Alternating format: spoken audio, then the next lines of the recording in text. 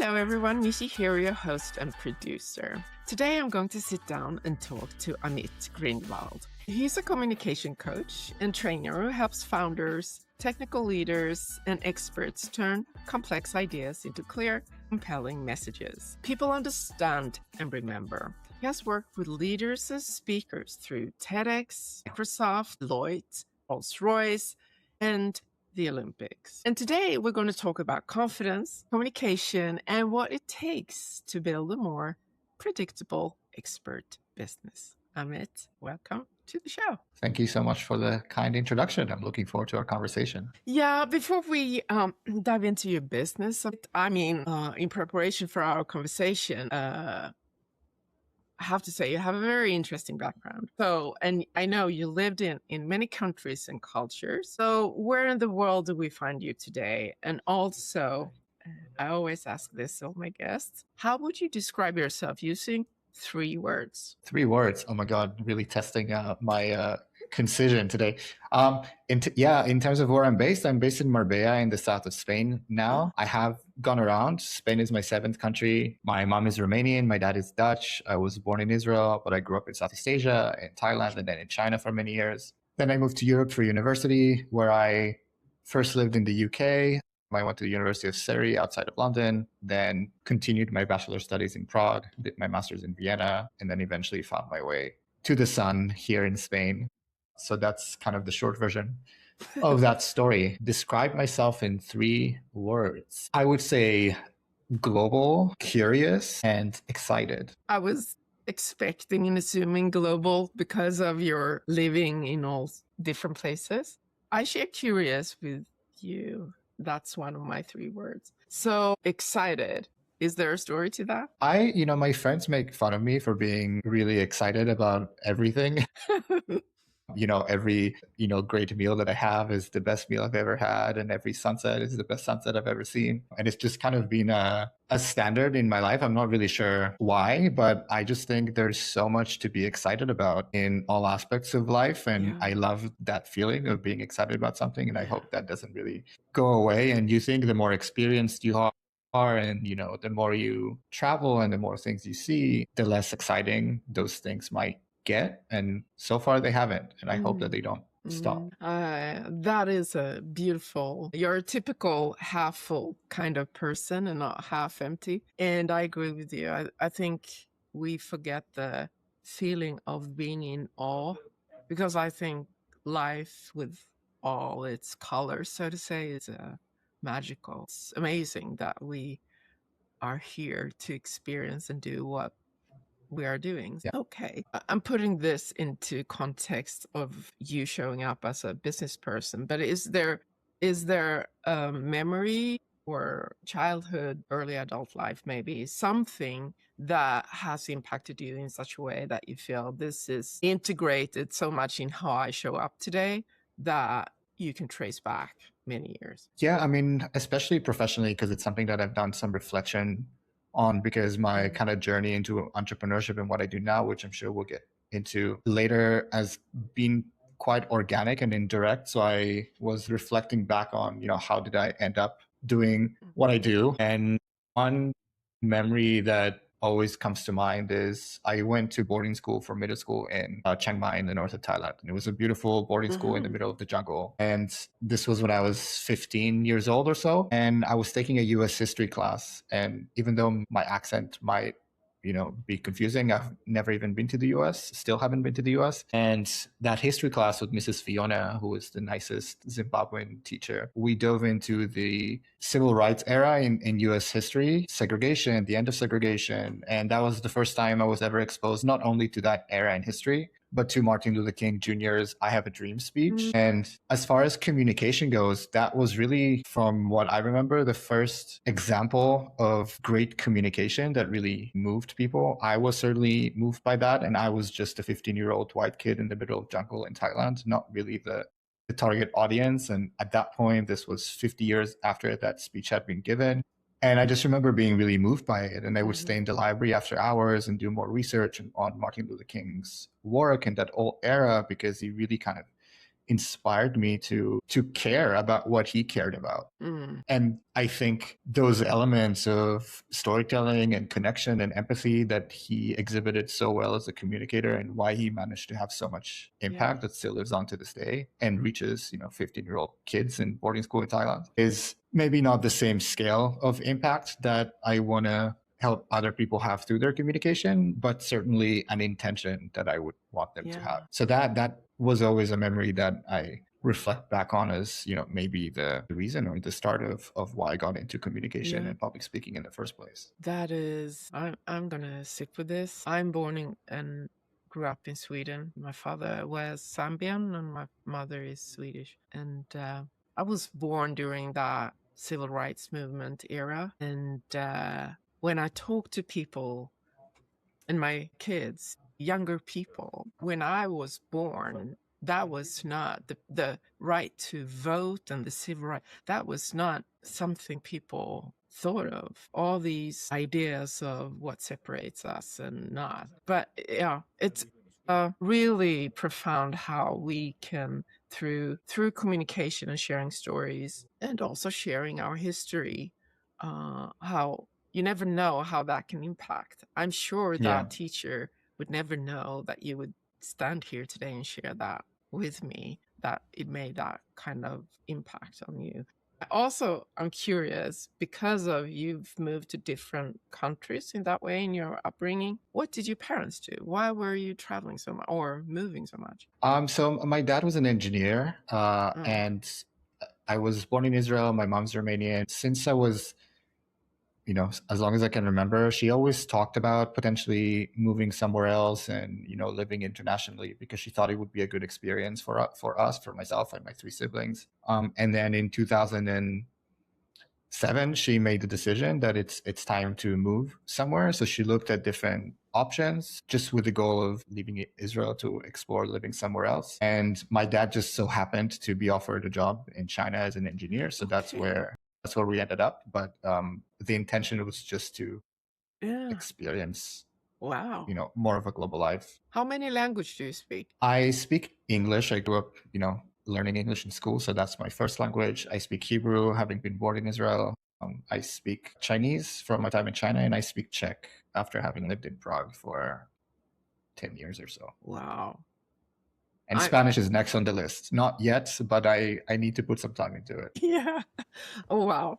Okay. So you said you had a kind of an organic, not typical way of coming into being an entrepreneur. What was the moment then you realized, no, I'm going full in on this? And what did you do before? Yeah, so my background was originally in startups and operations. Right after university, I spent about 7 years at an international tech startup that was based in Prague, where I eventually grew into leading global operations. I joined as an analyst, and after just over a year, I ended up being head of operations for the company. So managing operations in the US, Europe, and India, where we had offices. At the same time, outside of that as my day job, I was building a TEDx event with the university in Prague that I attended. I started it in my last year. I had always loved TED Talks and TEDx Talks. So when I saw that there was an opportunity to do that, I thought it would be a cool student initiative. But that was never work. It was always a passion project. And it's not paid, being nonprofit. But through it, I spent years helping speakers shape ideas, stories, and talks, because I was working with the speakers ahead of the events themselves, long before anyone paid me for that kind of work. I just genuinely loved the process, but never thought about it as a potential career opportunity. And then after 7 years in that startup role, I decided that I wanted to move to Spain. So I quit that job and moved to Spain, and didn't really have a clear plan. I was honestly looking for roles that were quite similar, but ended up being unemployed for 6 months, not really finding something that fits. And then I landed a job in finance, which on paper was a good opportunity, but internally it felt quite misaligned. Like I could do the work, but it didn't feel like where I was supposed to be. But still never really had, entrepreneurial dreams of maybe I should start my own thing. And then I think it was the 7th TEDx event, which I still organize. And at the after party, I was having a conversation with two of the speakers we had that year, and they're both professional speakers. So they get paid to speak at events around the world. And they asked me what I do outside of TEDx. So I told them that I work in finance, which is where I was working at the time. And they were just like, why? You should do Why? you should really do more work in this public speaking space. You've helped us a lot with preparing for our talks. And, people like us would pay you to help them. And I was just really surprised because, again, it never crossed my mind that it could be something I could do professionally. And then one of them, he had a big keynote coming up in the US a few months after that point. So he told me, let me, keep your finance job, but let me hire you to help me with this keynote so you can see if it's something you can do outside of the TEDx context. So he actually paid me to help him out. So I did. And then I explored doing more work in that space while still keeping my finance job for 3 months. And then after 3 months, I decided to quit and fully bet on myself and make the jump and start my own, coaching and consultancy business. And this was a little over 2 years ago. But what really pulled me in wasn't, the idea of entrepreneurship. It was just kind of the right place and the right time and feeling like I was moving towards work that, felt aligned with the skills and experience that I had, but also with like how I wanted to spend my time. Wow, it's amazing in each conversation to see how people arrive to their entrepreneurship. It's all sorts of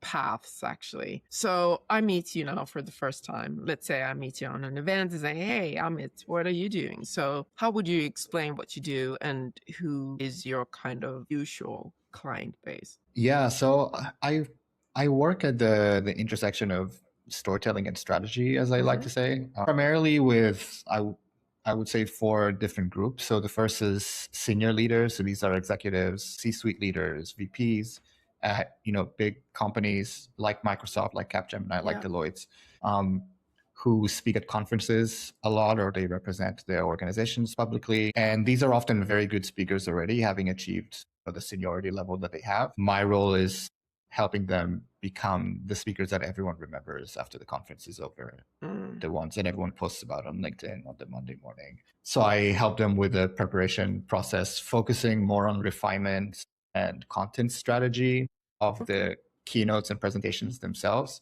rather than the performative aspects of public speaking, like, vocal projection, body language, because they've already mastered that. They're already at a great level. It's about going from great to the best one. Then kind of below that, I work with senior managers and emerging leaders. And a lot of that work focuses on strategic communication, storytelling, executive presence, more confidence things to help them communicate more clearly and confidently at work. And the transformation for them is really very tangible, increased visibility that often leads to getting promoted or getting job offers that they were looking for, because communication is tied to leadership perception, and that really helps them out in that sense. And then I also do work with founders in the startup ecosystem, primarily through venture capital networks and accelerator ecosystems. I recently joined Go for Startups. I've been working with the Founder Institute for a while. And there, the focus is really more on investor pitches. So it's a very specific context of pitching to investors and fundraising communication and helping them refine their pitches in their fundraising rounds. And then I also do workshops with corporate teams and different programs. And I speak and moderate at events around Europe as well. But at the core of it, the transformation is always the same. It's helping highly capable people communicate at the same level as their expertise. Closing that gap. So how do your clients find you? I mean, as a coach and as a consultant, kind of customize a bit to your clients' needs, of course, but in general, how long do you work with your clients? So in terms of how they find me, it's primarily through referrals or LinkedIn, sometimes through events as well. I've recently started speaking at a lot of events, so that's been a good kind of platform to meet people. But a lot of the business has grown very relationship first. Someone sees me speak, they attend a workshop, they hear about me through someone they know, or on a podcast, or they've followed my content for a while. I'm very active on LinkedIn, so I post almost every day to provide value. And I think, earlier on, connection mattered most because I didn't really have the external proof points when I first started. my business and working for myself. So people work with me because they trusted me or connected with me in some way or experienced the work directly. Now, 2 years in, I'm at a stage where the credibility is compounding. Having worked with leaders from organizations like Deloitte and Rolls-Royce and delivered workshops at Microsoft and, being invited to mentor with Google for startups, that creates a level of trust before conversations even start now. And honestly, that part I think was really important for me personally as well, because in the beginning, as a lot of, founders, especially coaches and consultants who are just starting out would probably relate to, I didn't fully know yet whether I could consistently create the kinds of transformations that I hoped to create, because, I had a strong instinct for the work and people responded well to it. But there's still uncertainty because I didn't have the proof points and consistent results that, over a few years now, I've been able to collect and remind myself that, now after years of doing the work across different industries, personalities, environments, I have evidence essentially. I've seen the results repeatedly, and that creates a very different kind of confidence of me walking into those conversations. But I do still think that trust often compounds, quietly over time. I just signed a client, yesterday who has been attending my TEDx events for years and has been following and engaging with my content for years. And he's only, now made the jump to actually want to work with me. So I think consistency has been an important factor and the patience is difficult, but that's like something that I've tried to remind myself of, things might come out of this if I just keep going. Your congratulations, by the way, to your new client. Thank you. But what you're saying is quite important, especially you're not that young in terms of entrepreneurial years, but what you're saying is so important that you wear all these hats at the beginning. You need to be in your business, but also building your business. You have to think about messaging, positioning, price points, all of that. But what you're saying is you need to collect case studies, proof points, and test how you are as a consultant or coach or whatever it is that you're offering, and to have that patience and that trust building is compounding. And even if it takes years, the consistency is what, and how you show up is what that client he is trustworthy, he is interesting, he is someone I would like to engage in whatever problem I might feel I have. You help your clients turn complex ideas into clear stories and communicate that in a engaging way. From your perspective, where do most experts and senior leaders, speakers lose their people, their audience? Especially with seniority, and when you get to a level where you have so much expertise, it's very easy to forget what it's like to not know everything that you know. There's a concept in cognitive psychology called the curse of knowledge, and this is exactly what this is, where it's hard for them to kind of step into their audience's shoes. And the biggest mistake that these people make in communication is focusing too much on what they want to say rather than what their audience needs to hear from them. And the biggest opportunity as a communicator is that gap between what you know and what you want the audience to walk away knowing. And there is so much that contributes to doing that effectively, really understanding who your audience is, what emotions and feelings are going to drive the decisions that you're trying to get them to make, especially if this is within professional contexts. There's often, the influence is something that you're looking to do in those communications.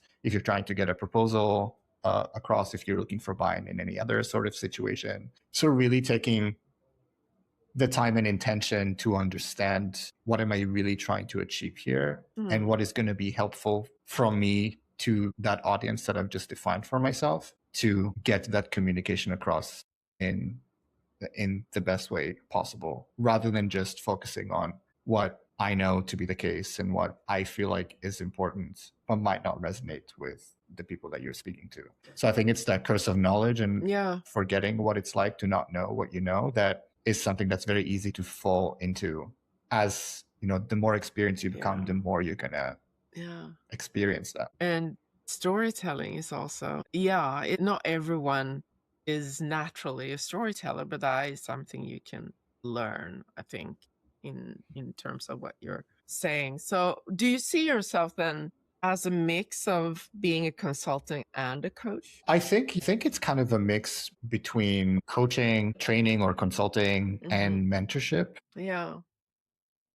In that Venn diagram of those three circles of mentoring, consulting, and coaching, I think I fall kind of at the intersection of all of them because, in terms of mentorship, I've seen what works. I've worked with hundreds of speakers. I speak on stages myself Hmm. quite often now. So I do the reps as well. I'm not just speaking from a theoretical perspective, but there obviously are a lot of theories that you can rely on in kind of training and, the aspect of coaching of trying to empower Yeah. the speakers and leaders to still maintain authenticity in themselves. I'm not trying to write their scripts for them or get them to deliver a message that they don't really Mm. believe in. I just had dinner yesterday actually with a friend of mine who was a former client. I just helped him with a TEDx talk.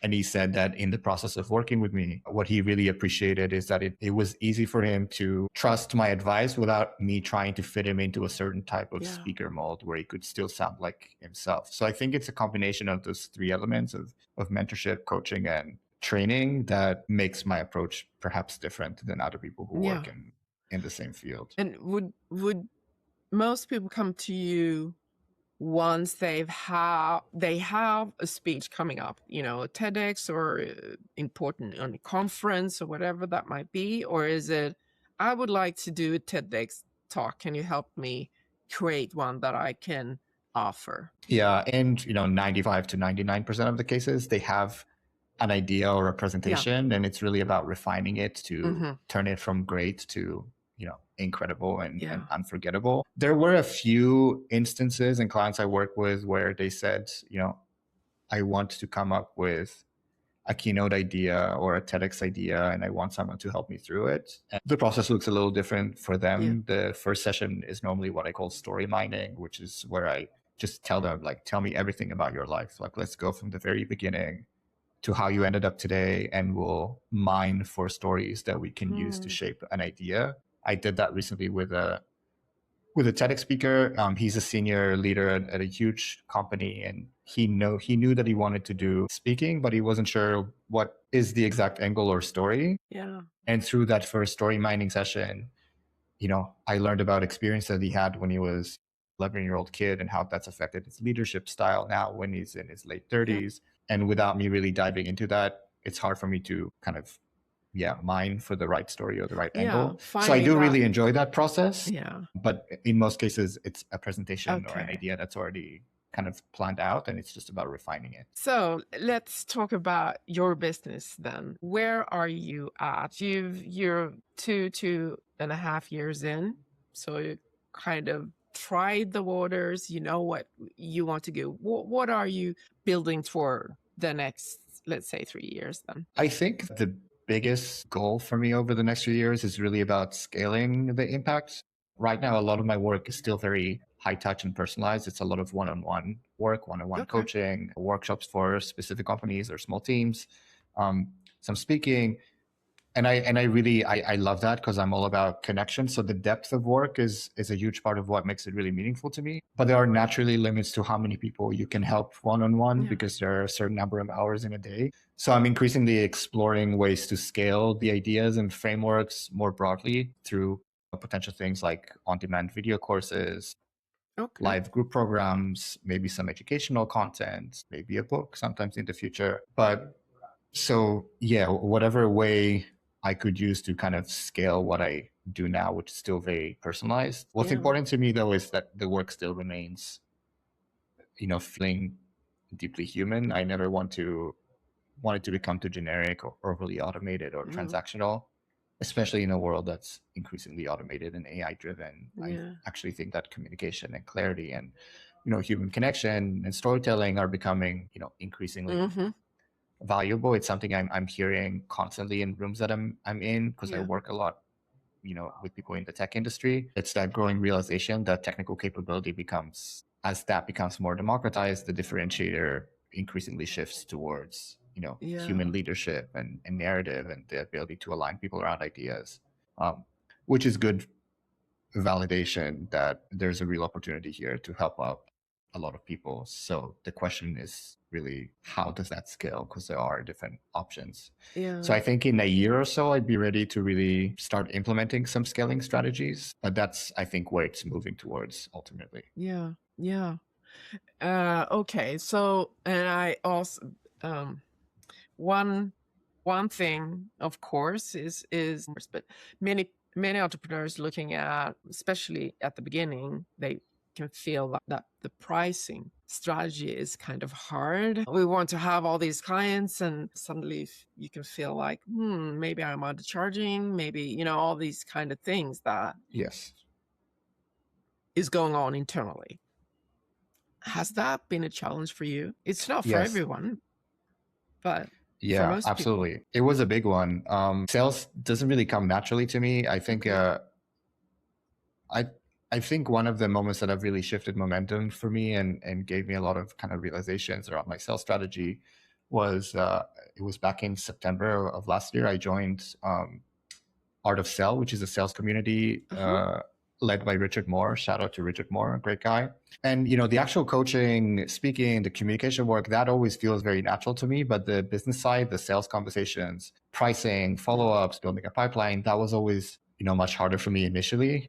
So joining that sales community helped me reframe sales in really helpful ways, realizing that selling doesn't have to feel manipulative or transactional, which, is maybe how I define my relationship with it. Before that, that's been really helpful. And I realized how much I was undercharging for my services and that I was losing deals because people weren't valuing them because the price was too low. Yeah. Whereas in my head, I thought they didn't go through because they thought it was too expensive. But I just didn't know because I never had to sell that before. And I also came from the mentality of, this was a hobby for years before it became a career. So it was something that I, had really loved doing. And now people were paying me for it. So any penny felt like it was a reward because I was used to doing the work for free just because I liked it for so many years through my work with TEDx. So that was, something I struggled with for a long time, for over a year since starting. And I've only just recently started to get some clarity and confidence in pricing the value in a more reasonable way. I mean, I think that being an entrepreneur is, most of us go in there to, we love being in the business and, providing the services or the offers that we have. But it's a whole other ball game when you're working on the business. And because of that, I think you have to enter to the realm of limiting beliefs. What do I actually, what kind of relationship do I have with money, or am I good enough? All these kind of imposter syndromes and sabotaging. Yeah. I mean, that will creep in all the time.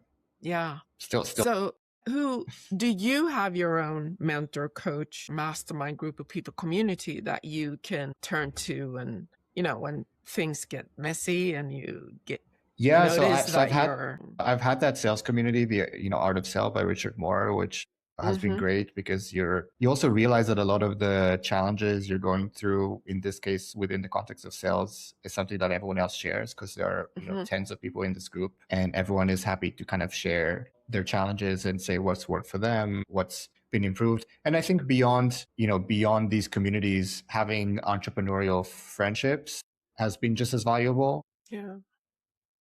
Having friends who really kind of understand because they're doing a similar thing. Yesterday I had dinner with a good friend of mine who's a coach in a completely different field and has built a really successful business and has been doing incredibly well, especially in the last 6 months. So during dinner, I showed him, a few sales emails that I had sent in the last couple of days, and he gave me several practical suggestions to improve them. I also have friends who speak at professional events, and we constantly refer opportunities to each other.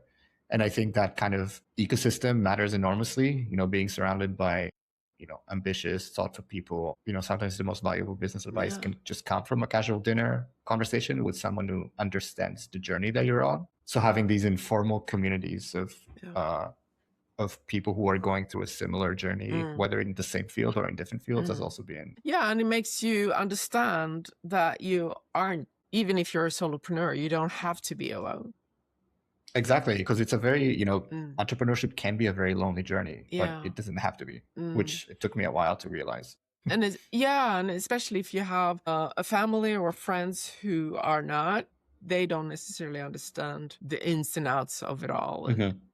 the emotional ride it actually can be a roller Yeah. coaster for sure. So going back to where you want to grow and scale your business, what feels the hardest then right now for you? Is it clarity? Is it planning out the strategy in, or yeah, where you're Yeah, at I in think terms of? it's really, yeah, it's still around, the sales strategy, I would say. Again, Mm-hmm. I still have to make that intentional shift of, this is not just something that I love to do that people pay me for. Sometimes I have to kind of shift it to treating it as a business rather than a hobby that I get paid for. And as part of a business, it's about like, where does the marketing fit in? Where does the sales fit Mm-hmm. in? What is the pipeline strategy when it comes to both of those things? Within the spectrum of marketing to sales, like, where do I really want to position myself as far as doing the work operationally? What does that funnel look like behind the scenes, implementing something that's a little more strategic?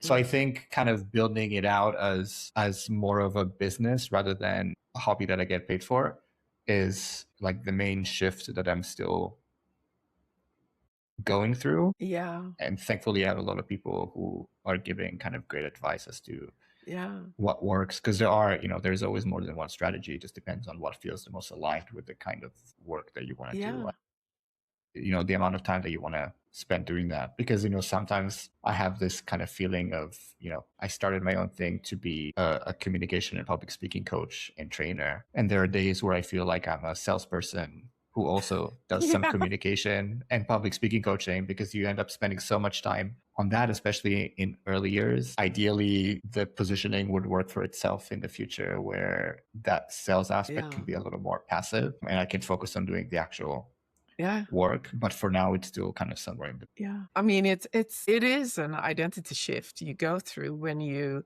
like you said, going from the sense of this is a side hustle or a hobby that I have, and to be a full-time, fully committed business Yeah. owner.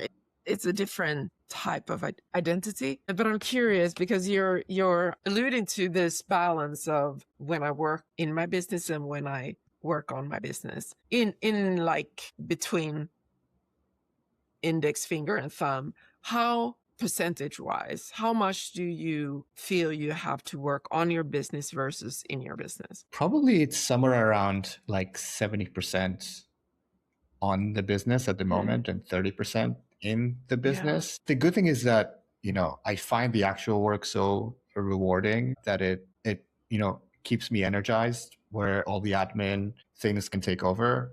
I'm a deep believer that a huge part of what gives life meaning is the role we play in other people's stories. And what's wild to me to still think about is that my work is almost entirely built around that. I get to work with incredibly smart and interesting Yeah. people. Yeah. And when you work with someone on communication, especially around a keynote or a pitch and the storytelling behind it, you end up diving really deeply into their experiences and their motivations, their fears, their ambitions, their stories. And after a while, parts of their journey almost start feeling like it's part of your own lived experience. Yeah.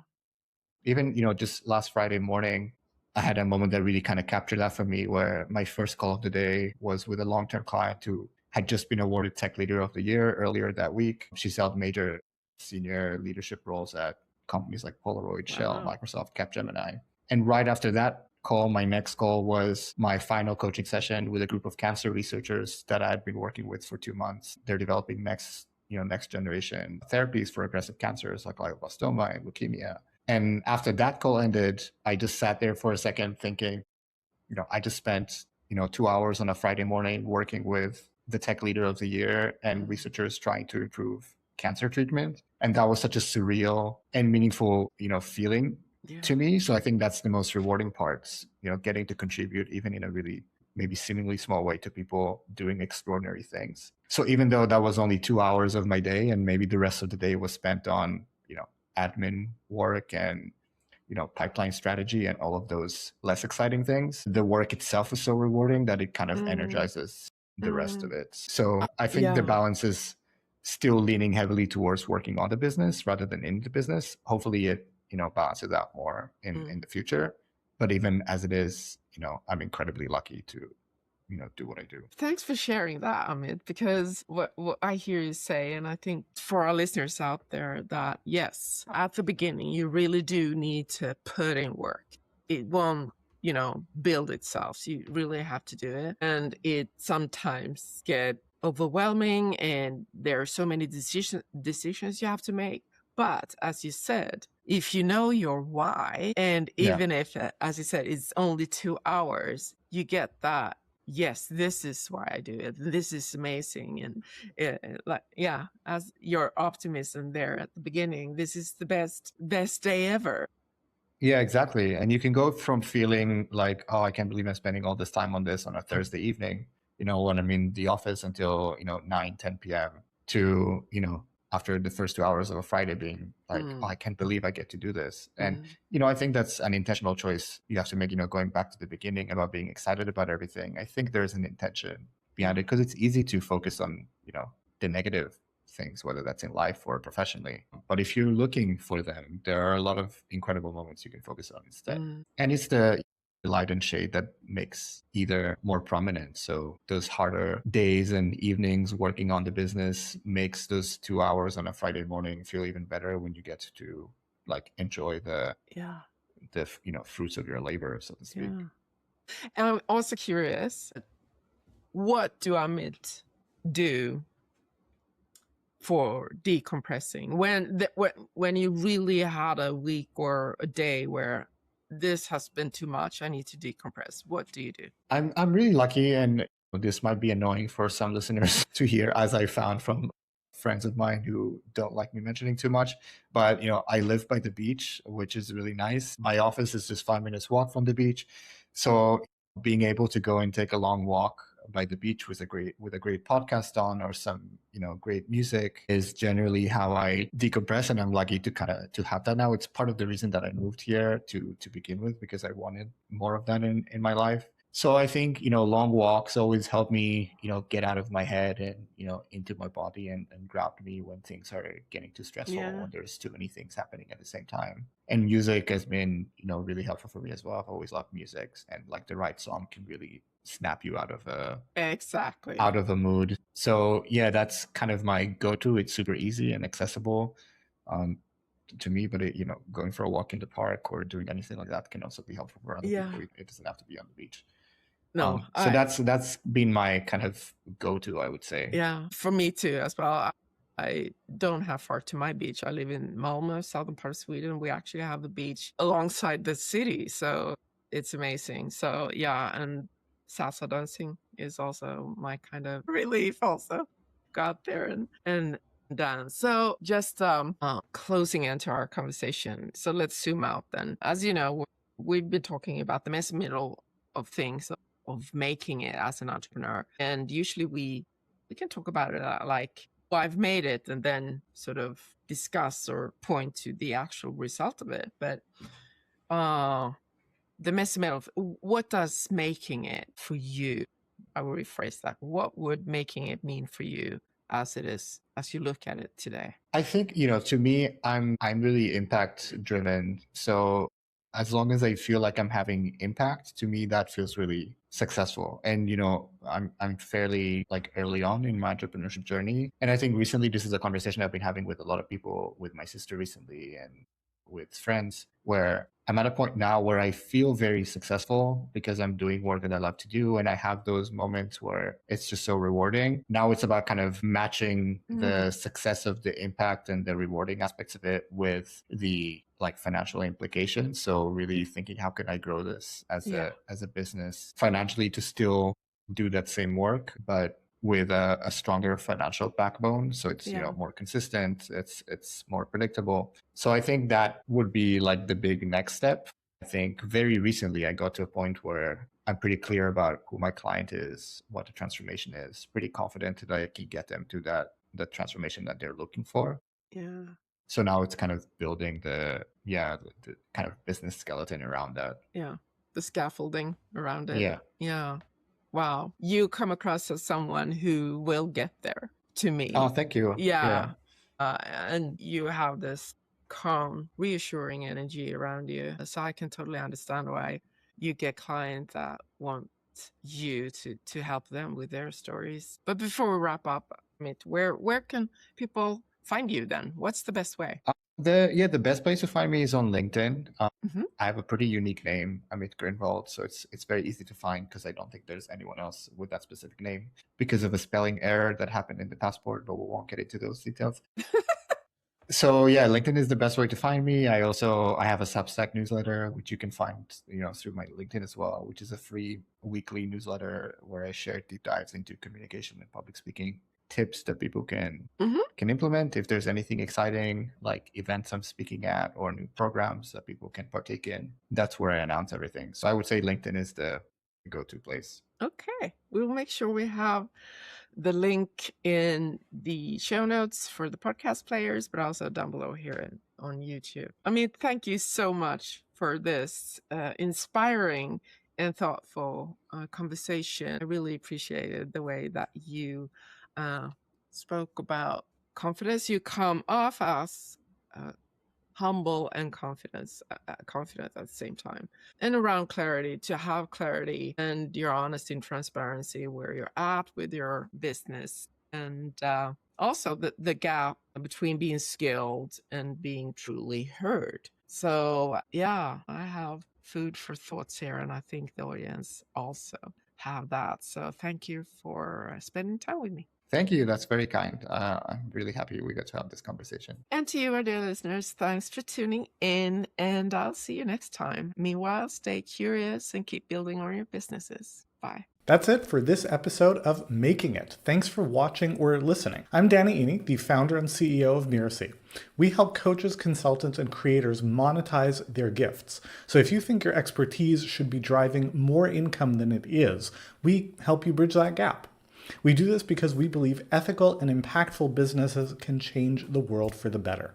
This show helps you do exactly that. And if you want to learn even more, you can check out our business education programs and online community at mirasee.com.